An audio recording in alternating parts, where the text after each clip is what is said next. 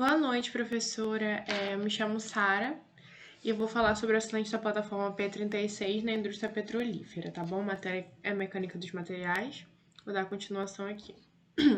Primeiramente, eu coloquei as informações, né? Faculdade, departamento, qual acidente que eu vou falar sobre o acidente da plataforma P36 e o meu nome e a matrícula, tá bom?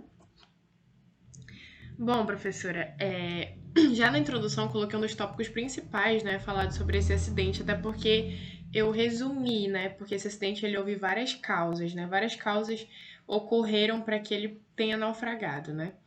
É uma plataforma muito conhecida, né, e eu vou dar continuidade falando agora. O primeiro tópico é que o acidente da plataforma chamada P36 foi localizada na bacia de Campos, né, no Rio de Janeiro. Isso aconteceu em 2001. Deixou o total de 11 mortos e ele é reconhecido como um dos maiores desastres internacionais da indústria do petróleo, tá bom? Essa plataforma P36 ela tinha capacidade de processar 180 mil barris por dia de petróleo, né, o que correspondia a mais ou menos 15% da produção petrolífera nacional, e que também condiz comprimir 7,2 milhões de metros cúbicos por dia de gás natural, que era o que ela produzia na plataforma.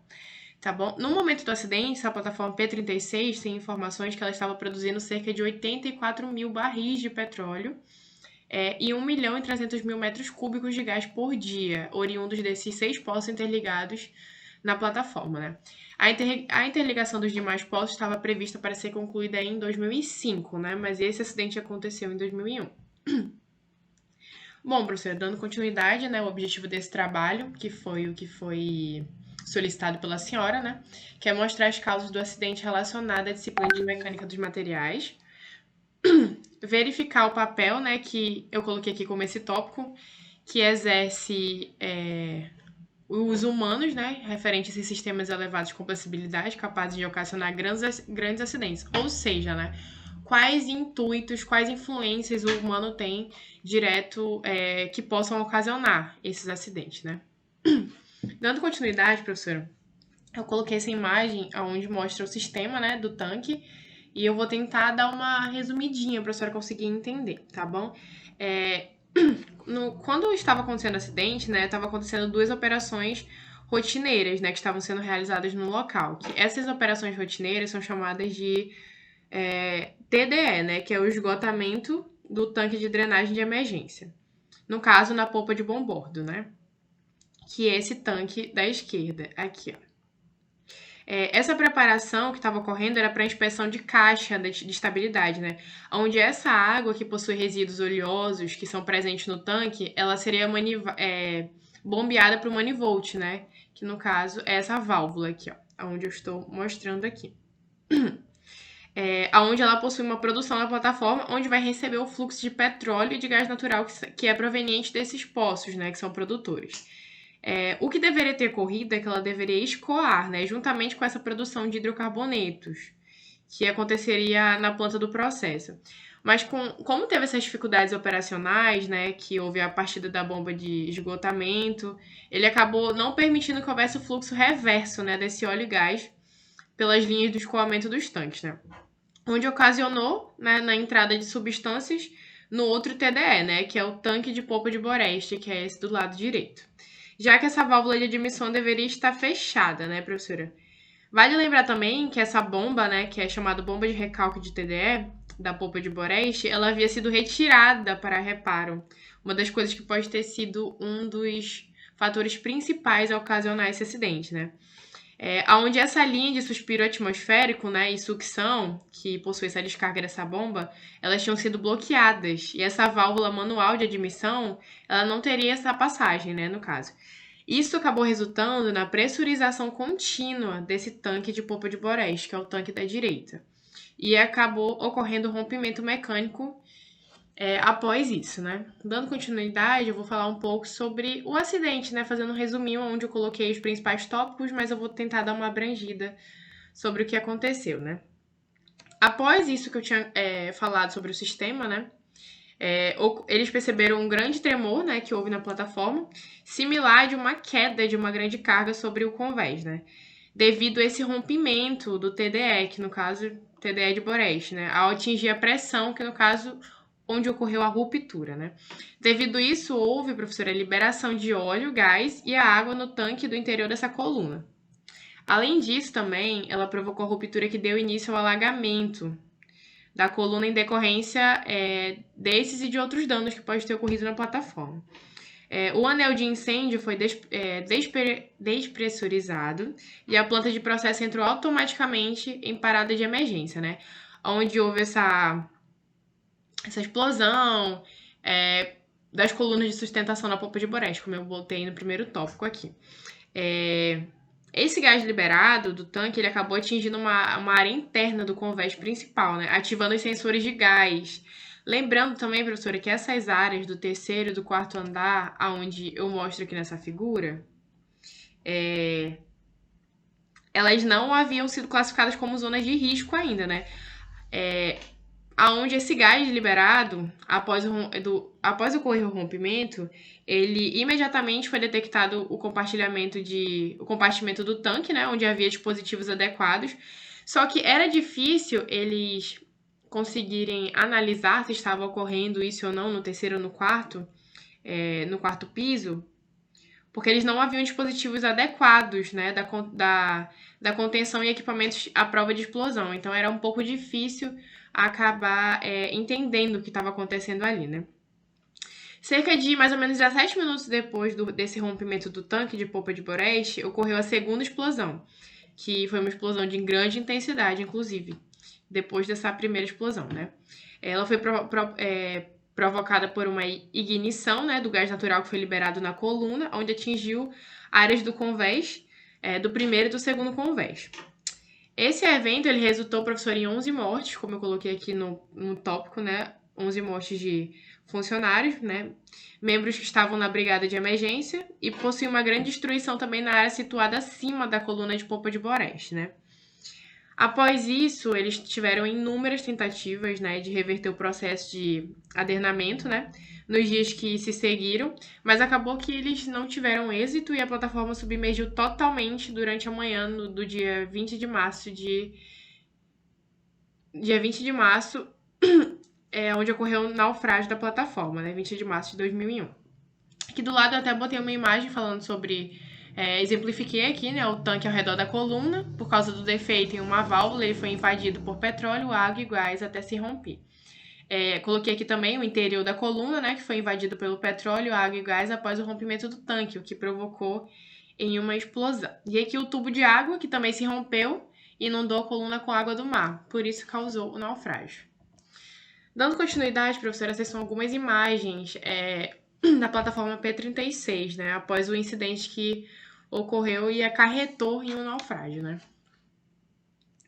Agora eu vou falar um pouquinho, professora, sobre as principais causas e possíveis causas do acidente que eu listei aqui como as mais possíveis hipóteses, né, porque são muitas hipóteses que foram destinadas no relatório, então é um pouco difícil acarretar em uma hipótese principal.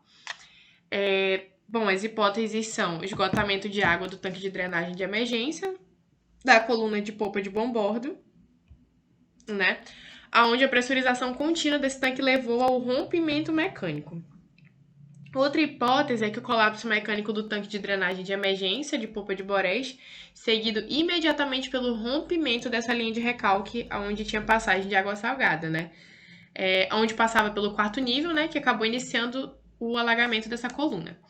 Outra hipótese é a falta de conferência de estanquiedade, compartimentagem em áreas críticas, né, a preservação e estabilidade da unidade, erros sistemáticos na sondagem volumétrica manual e inoperante dos indicadores de nível dos tanques de drenagem de emergência, e a última hipótese, né, que eu citei aqui é o entupimento de vaso do dreno aberto, que recebe a água que escoa pelas bandejas dos equipamentos da plataforma. Dando continuidade, professor, eu coloquei aqui um mecanismo de acidente, que é a suposição do que eu acho que pode ter ocorrido dentro da plataforma, né, para acabar acarretando no naufrágio, como a senhora disse, para a gente ter uma visão relacionando a mecânica, né. Eu coloquei aqui as suposições, né, que ocorre que dentro dos pulmões compressores de ar, né, que ocorre a formação de água, ocorre devido a condensação desse ar, né? Essa água que é depositada nas paredes do tanque, por meio de alguns mecanismos, ela vai descer para o fundo, como gravidade e outros mecanismos. Para solucionar esse problema, existem alguns tipos de drenos, né, como eu exemplifiquei na figura, no fundo desse tanque, para que frequentemente possa ser feita a retirada dessa água, para que não haja acumulação, né? Suponhamos que essa drenagem não é feita com uma frequência que é desejada e, devido a isso, será verificado se uma corrosão interna pode ser feita uma possível causa ruptura, né, que é chamado rompimento. Bom, professor, após esse rompimento do tanque, né, as menores espessuras do seu casco foram encontradas ao longo da fratura com valor mínimo de 2,4 milímetros, né? Portanto, o cálculo do tanque de pressão ele será feito como se estivesse em todo o seu casco, né, uma espessura de 2,4 milímetros. Desta forma, caso o tanque não rompa, a hipótese de rompimento por perda de espessura, né, devido à corrosão, ela vai ser descartada. Tá bom? Aí, iniciando o cálculo, eu coloquei os tampos, né? Que são, mesmo não sendo os tampos a região em que ocorreu o rompimento, será feito um rápido cálculo de espessura mínima requerida, né? Os tampos são toreesféricos, com R igual a 6% D e L igual a D. A equação para calcular a espessura mínima requerida vai ser E, que é igual à espessura mínima para a pressão interna, igual a 0,885 vezes o P, que é a pressão interna do projeto, né? Vezes o L, que é o raio da coroa central, né, que vai coincidir com esse diâmetro do cilindro, sobre S, né, que é a tensão admissível. No caso, foi uma tensão usada de escoamento, né, pois como nós vamos desejar saber a espessura mínima antes desse material escoar, né, vezes o E, né, que é o coeficiente de eficiência de solda, menos 0,1 vezes o P, que é a pressão interna do projeto, mais o C, que vai ser a margem por corrosão, erosão ou usinagem, tá bom? Aí coloquei todos os valores, dando continuidade. No cálculo de espessura mínima para o casco, né? Nesse caso nós utilizamos o zero, pois nós queremos saber a espessura mínima, né? Dessa forma, nós vamos fazer o valor, a espessura mínima nos tampos de 2,07 milímetros, tá bom? No caso do casco, a espessura mínima que vai ser usada vai ser essa que eu coloquei na fórmula, tá bom, professora? Como essa fórmula ela vai encontrar o resultado de espessura mínima, né, no casco, que é de 2,37 milímetros, nós utilizamos o coeficiente de eficiência de solda, né, que é o E, igual a 1, pois no tanque em que a questão da fratura não acontece na região da solda, né? Portanto, mesmo com o caso extremo de uma espessura de 2,4 milímetros, mais ou menos, em todo o vaso, em todo o tanque, né, o colapso não ocorreria nesse caso. Então, é uma hipótese descartada, né? Pode ser que não tenha sido isso, mas eu fiz a análise referente a isso para a gente poder ter essa hipótese de saber ou não se foi realmente a tensão exercida no tanque, né? Que pode ter ocorrido a fratura ou o rompimento. Bom, professora, após isso eu coloquei o erro do projeto, né? Que, nesse caso, para suportar as pressões do trabalho, o tanque ele deveria ter, no mínimo, que eu coloquei aqui, uma espessura de 2,07 milímetros nos tampos, né? E no máximo 2,37 milímetros nos cascos. Agora a gente vai calcular através de uma espessura de 2,9 milímetros, né? Que é a espessura mínima medida antes do rompimento, né? Quando a pressão máxima de trabalho é admissível, vai ser a PMTA, né? Nesses tampos toreesféricos, a PMTA é dada pela equação que eu coloquei aqui, né? Onde nós vamos encontrar o valor de PMTA igual a 1,786 MPa, né? No caso, esse PMTA vai ser dada por essa outra equação que eu coloquei aqui embaixo, né? Nós vamos encontrar o valor de 2,19 MPa, né? Como esse tanque possui uma pressão máxima de trabalho admissível, né? Onde vai ser igual a 1,28 mais ou menos MPa, o projeto está de acordo, né, com o que eles colocaram, não sendo esse o culpado pelo acidente, né? Então, agora eu vou dar continuidade, professora, mostrando um vídeo ilustrativo para conseguir entender um pouco mais, pois são muitas causas, né? E é difícil um pouco entender o que foi realmente o motivo principal. Eu vou passar um pouco do vídeo, porque o vídeo é grande, né? E após isso, eu dou continuidade no trabalho. Esse tubo tem por finalidade captar água do mar para alimentar o sistema de refrigeração da planta de processo e o anel de incêndio da plataforma. A bomba de recalque do tanque de drenagem de emergência de bom bordo, que pressurizou esse tanque, tinha capacidade de atingir 19 quilos por centímetro quadrado. Às 0 hora 22 minutos e 11 segundos do dia 15 de março de 2001, é atingida a pressão interna de 10 quilos por centímetro quadrado no tanque de drenagem de emergência de Boreste, o que causa o rompimento de sua parede interna. Nesse momento, um grande tremor é percebido na plataforma, semelhante à queda de uma grande carga sobre o convés. Com a ruptura da parede interna, rompe-se também a tubulação de captação de água do mar, que se encontra ao lado da parede do tanque. Às 0 hora 22 minutos e 12 segundos, o sistema automático de controle de segurança da plataforma detecta uma queda na pressão do anel de incêndio. Em seguida, o sistema parte automaticamente 2 bombas de captação de água do mar e 2 bombas de combate a incêndio, colocando a plataforma em Firefighting Mode, condição de combate a incêndio. Pela tubulação rompida, começa a entrar água do mar no 4º nível da coluna, sendo lançado nesse mesmo nível inicialmente a água que existia dentro do tanque e posteriormente o hidrocarboneto que foi armazenado no tanque de drenagem de emergência, o qual libera gás. O nível da água com hidrocarboneto na superfície sobe rapidamente dentro do 4º nível da coluna, atingindo os ramais de ventilação. Esses ramais levam, através do tubo principal de ventilação, o óleo e água para a sala de bombas existente no submarino. Às 0 hora 23 minutos e 22 segundos, com o desligamento automático da bomba do tanque de drenagem de emergência de bom bordo e o fechamento das válvulas automáticas, cessa o alinhamento do tanque de drenagem de emergência de bom bordo para a planta de processo. Às 0 hora e 25 minutos, a porta estanque de acesso à coluna de popa Boreste é aberta pela brigada de incêndio, sendo percebida uma névoa. Essa névoa é provavelmente gás carreando gotículas de óleo e água. 2 técnicos examinam a coluna pela escotilha do 3º piso.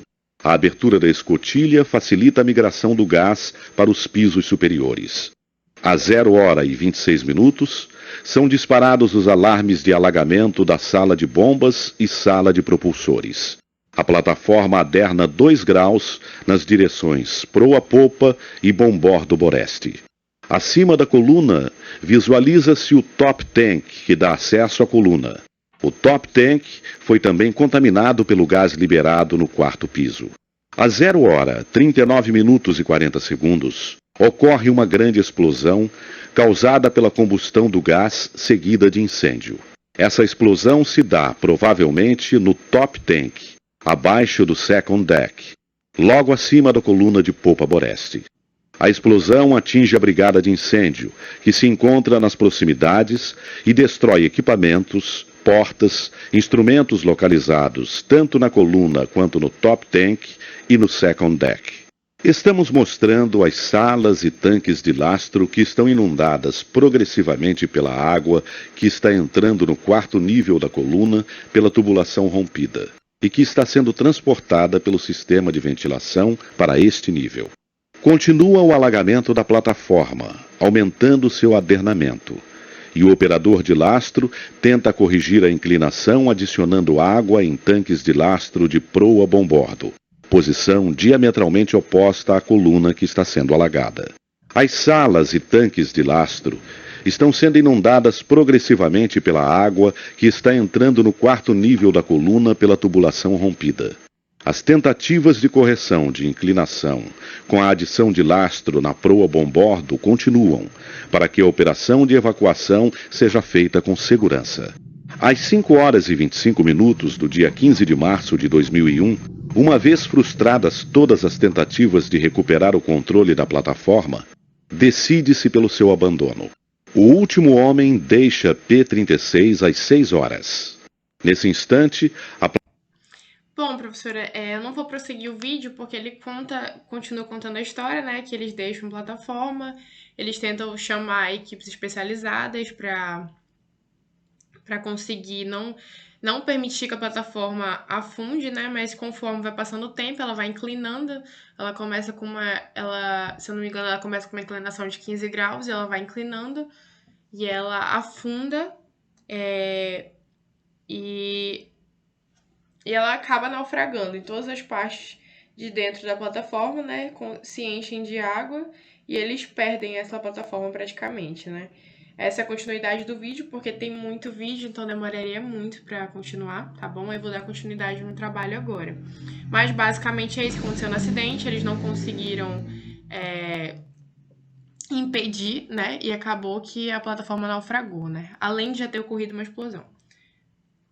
Bom, professor, as minhas considerações finais é que essa análise que eu encontrei, né, foi feita pela ANP, né, que é a Agência Nacional de Petróleo, Gás Natural e Biocombustíveis, né, que permitiu constatar que essas deficiências no sistema de gestão operacional das atividades marítimas de petróleo e gás natural da Petrobras, na condução das atividades específicas, né, da plataforma P36, que são caracterizadas por uma conformidade identificada quanto aos procedimentos regulamentares de operação e manutenção, né, que foi um dos principais motivos para acarretar nisso.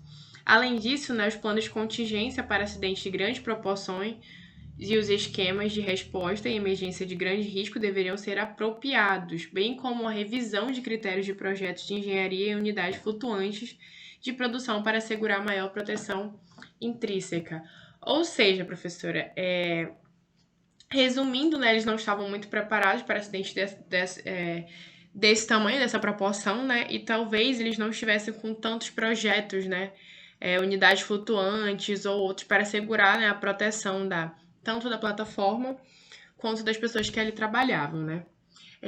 Bom, professora, praticamente é isso. É um resumo, né, porque é um acidente bem grande, onde possui muitos detalhes, mas eu quis fazer um resumão, né, por tudo e falar o que eu pensei que poderia ter sido uma das hipóteses, mas talvez não tenha sido. Bom, de referência eu coloquei a Agência Nacional de Petróleo, né, Gás Natural e Biocombustíveis, que é a ANP, Marinha do Brasil